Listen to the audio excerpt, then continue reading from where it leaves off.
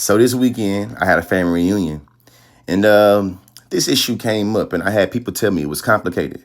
I've learned a lot about Christian Zionism, and I realized it's baked in a lot of the Southern Bible Belt, especially when we talk about like missionary, Baptist, Methodist. It's baked in there. We had several other people in the country, even among the Jews, the Zionists particularly, who were against anything that was to be done if they couldn't have the whole of Palestine and everything handed to them on a silver plate so they wouldn't have to do anything. It couldn't be done. We had to take it in small doses. You can't move 5 or 6 million people out of a country and fill it up with 5 or 6 million more and expect both sets of them to be pleased. So when it comes to this history right here, a lot of the biblical teachings down here in the South really reflect the way that's able to rationalize what happened right here. But here's a clip, and then we're going to get into it. See, that was President Harry Truman talking about how we have to take Palestine piece by piece. With that being said, it's simple. The idea that they've been fighting in this area for 3,000, 4,000, or potentially to be another time is a manufactured narrative, meaning that the way you understand history in that particular way was manufactured by somebody to be able to benefit in a particular way. Before I get into the history, watch this last clip. Who benefits? It is the best $3 billion investment we make. If we look at the Middle East, I think it's about time we stop, those of us who support, as most of us do, Israel in this body, for apologizing for our support for Israel. There's no apology to be made. None. It is the best $3 billion investment we make. Were there not an Israel, the United States of America would have to invent an Israel to protect her interest in the region. The United States would have to go out and invent an Israel. Man, when Jesus said, when you die for crude oil that's black as my nigga blue, lit it in Desert Storm, shout out to he said something like that. But listen, man, crude oil, what he talking about is the region and how America benefits from having a stronghold in that region to be able to get different resources. You see what I'm saying? Once you have, and you're able to manufacture an idea of having the only democracy in that area, you're able to say whatever happens to this area is a result of them being democratic, not them helping us steer resources for our country. You see what I'm saying? All right, so boom, think about it. The movement of manifest destiny was kind of created by patriotism, huh? Well, this is the version, you feel me, out there in the Middle East. Zionism, a movement for originally the reestablishment, now the development and protection of a Jewish nation that is now what is Israel. It was established as a political organization in 1897, under Theodore Herzl, who was the leader and led by Chaim Weizmann. I'm saying name wrong, apologize. But listen, this person right here that's using the idea of creating Israel because God promised land to Jewish people, bro, was an atheist. Not only that, think about it. How can you apply a 19th interpretation of time to antiquity? When I say that, it's like, you're talking about this been going on since the beginning of time. This movement didn't start until 1897. And then it wasn't until 1917 until that movement got actualized into policy. And you know who did it? Arthur Balfour, a white man in England. Ask yourself, what gave this white man the jurisdiction to be able to dictate who gets what land based off what God said? And y'all don't think nothing of it, that somehow white people always get told that God promised them land and now we all got to comply. What is the Balfour Declaration, some of y'all may ask? Oh, it's a public pledge by Britain in 1917 declaring its aim to establish a national home for Jewish people in Palestine. The statement came in the form of a letter from Britain's then Foreign Secretary Arthur Balfour, who addressed Lionel Walter Rothschild, a figurehead in the British Jewish community. So God told the white man, who was the British foreign minister, to tell the other white man, Rothschild, who was a banker in Britain, that this show shit's yours. And we all got to say that's what it is. Huh? With that being said, there's something to acknowledge. There's a lot of racial differences within the Jewish diaspora. You see what I'm saying? You got Ethiopian Jews, Ugandan Jews, you got Ashkenazi Jews, you got Mizrahi Jews. You got a lot of different mixtures in terms of race, but you also have that same hierarchies. For instance, when we talk about the Ethiopian Jews or the Ugandan Jews, they get treated very similar to how black folks get treated here. From 2013, talking about how Ethiopian women were sterilized without consent in Israel.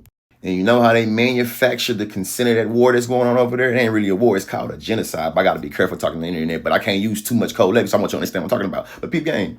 They will parade a Ethiopian, you know what I'm saying, Jew or Ethiopian Israeli. They'll parade them around in the military. Like how America do with black folks. You know what I'm saying? And they still treat us like shit here at home. You know what I mean? So it's just important to acknowledge that the only democracy in the Middle East that's supposed to be a home for all Jewish people don't treat all Jewish people equal. And it's not the democracy they claim it is. Oh, and the Ugandan Jews story, it's even crazier, man. So you had Argentina, you had Uganda, and you had Palestine. And through different conferences, you know what I'm saying, through different Zionist conferences, they figured out where they wanted to be at.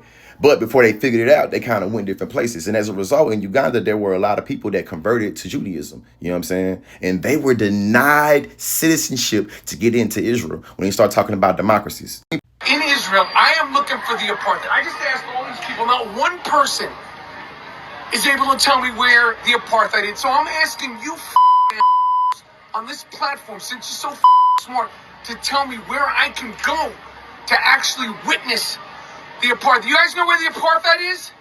No idea. No one knows where the apartheid is, but I'm sure you can tell me. Let me know where the apartheid in Israel is. Well, since he asked nicely, sure, let's do it. About 11 seconds into his video, as he is flailing his camera around for emphasis, you will see that he pans over to this car. That specific car has that yellow license plate, which is kind of important. See, in so-called Israel, your identification, and by extension, your license plate color, is determined on whether or not you are Israeli or Palestinian. If you're Israeli, you get this yellow-looking license plate right here. But if you're Palestinian, you get one that looks like this. What kind of license plate you get really matters because so-called Israel keeps their roads segregated. That's right, if you are a Palestinian living in occupied Palestine with that license plate, your ability to access many roads is severely limited. And those roads that are accessible to Palestinians are generally subpar and filled with Israeli military checkpoints. This system is one of many that the Israeli government has implemented in its apartheid management regime to try to manage and control the movement of Palestinians, all the while ensuring that their illegal settlements in the West Bank have ample access to infrastructure courtesy of the project. And the division isn't subtle at all. This is one example of these roads where there is literally a barrier wall between the side of the road that Palestinians can access and the side that Israelis can access. And those are just the roads and associated infrastructure. Israel has an incredibly elaborate identification and permit regime that has systematically hindered the ability for Palestinians to enjoy even basic freedoms, all the while maintaining a system in which Israelis are able to dominate Palestinians and stay at the top of a settler colonial hierarchy. So when people like Michael ask, "Do you guys know where the apartheid is?" the answer is literally all around them. Something worth thinking on. But yeah, as always, free Palestine, and have a great day. Poke at something as well. So we know that in America, we have freedom of religion. We have Native Americans, indigenous people of Turtle Island that was here way before anybody else was here. And they have religious doctrines going back to 10,000, 20,000 years. But that interpretation of time does not justify them trying to do anything to white folks. And it certainly don't justify somehow white folks giving that land back because it was theirs first. But somehow, when it comes to the people of Palestine, they have to fall in line with this idea of their doctrine religiously, everybody having to abide by it. A lot like how Manifest Destiny did, huh? God said that it's my right to spread from the Atlantic to the Pacific, and anything that get in my way is justifiably mowed down and obliterated because God, Jesus, and the universe told me it's mine. Taking it. That's the interpretation we going by? Don't get me wrong. I know the Abrahamic religions have monopolized how we think about monotheism, and monotheism being the highest evolution of humans being able to think about God and spirituality. Therefore, whatever the Abrahamic religions declare and dictate, we all got to fall in line. But hey, man, the hypocrisy and democracy is saying that you have a state that has freedom of religion, but you're able to support a ethno-religious state in the name of religion. Use taxpayers' dollars in a church, separates the church and state. But you can use taxpayers' dollars to give billions of dollars to a foreign entity. Meanwhile, we don't have money in America for universal health care, for some college, you know what I'm saying? Be able to increase the minimum wage. But over there in that country, that Biden said that if it wouldn't have been created, they would have created one. They get their people free education, free health care.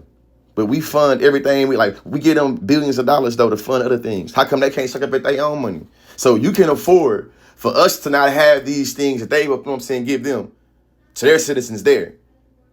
at the expense of us not getting those things here to make sure they get them, and plus you being able to get all those resources that you want to be able to dictate in that region. Somehow, the colonizer can always justify its colonization in the name of God, which makes it divine.